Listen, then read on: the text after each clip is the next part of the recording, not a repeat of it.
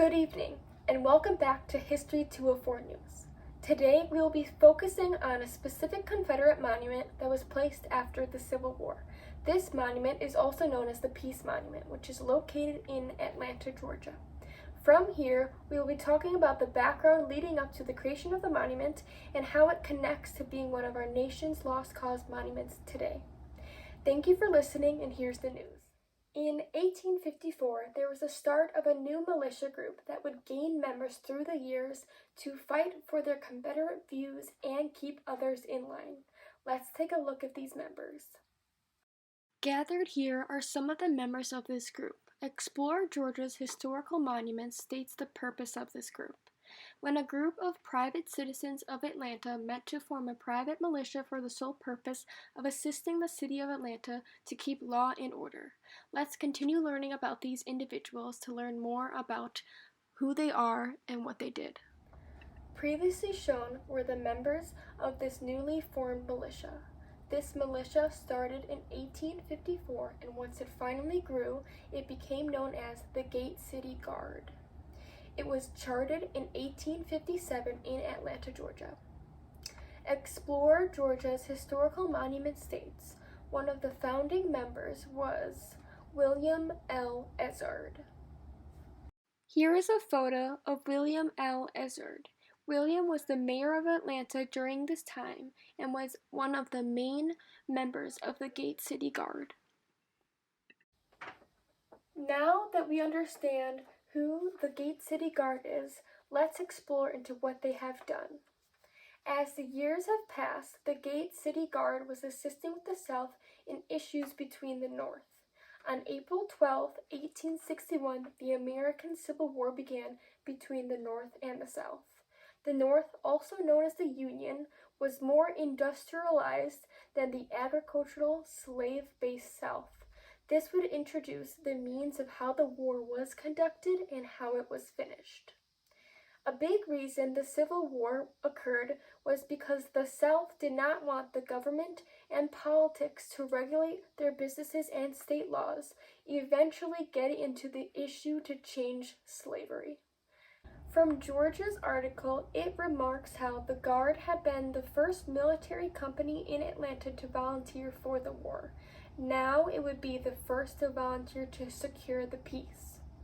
Let's go over to reporter Anna, where she is on scene of an old battle. Hello Anna, I am currently on scene where there was a first major battle fought during the war in Georgia known as the Battle of Chickamauga. This battle happened from September 18th, 1863 to September 20th, 1863. I am on the grounds where the Gate City Guard played a role in the battle, fighting against the Union, also known as the North, to keep what was theirs in the South. I will move out of the way now so you may view the scene.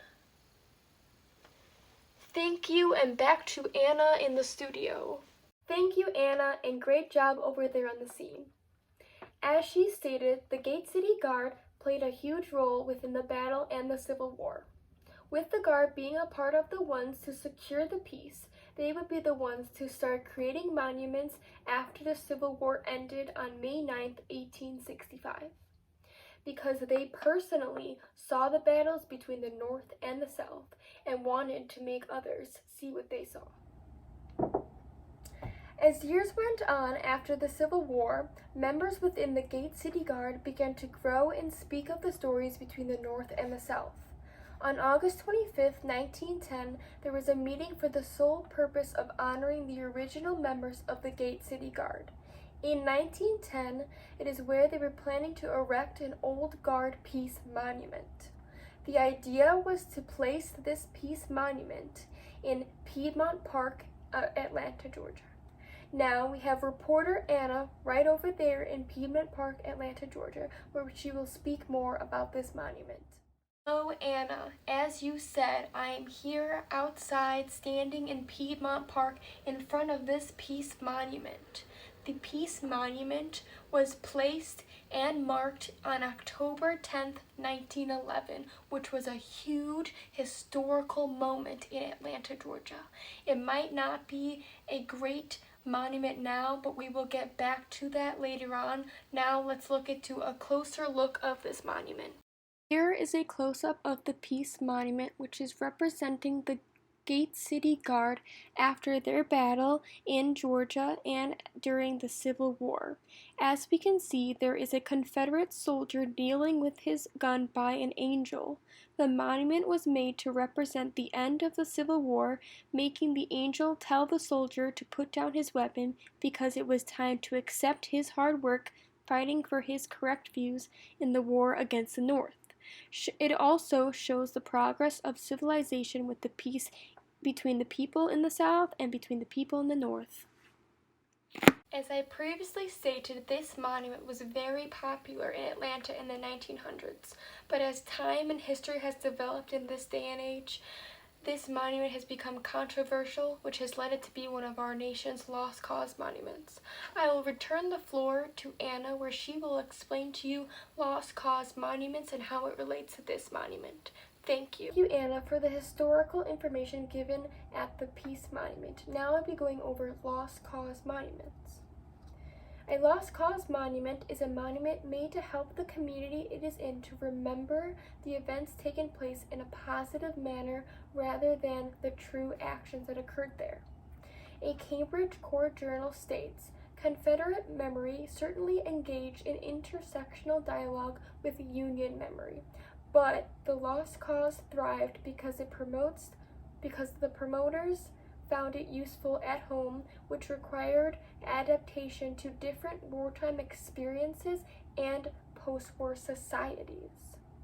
The Peace Monument is a perfect example because it shows public acts of glorification of the fight rather than the acknowledgement of the event that occurred. Like the Peace Monument, many lost cause monuments are popping up throughout the United States where individuals want the real stories of pre- and post-Civil War. Once the Peace Monument was in the movement of the lost cause monuments, many Atlanta citizens went over to try and take it down. Here is a photo of that. Here is a photo of protesters around the monument. This photo is another example of protesters trying to take down the Peace Monument because it does not actually represent what people say it does.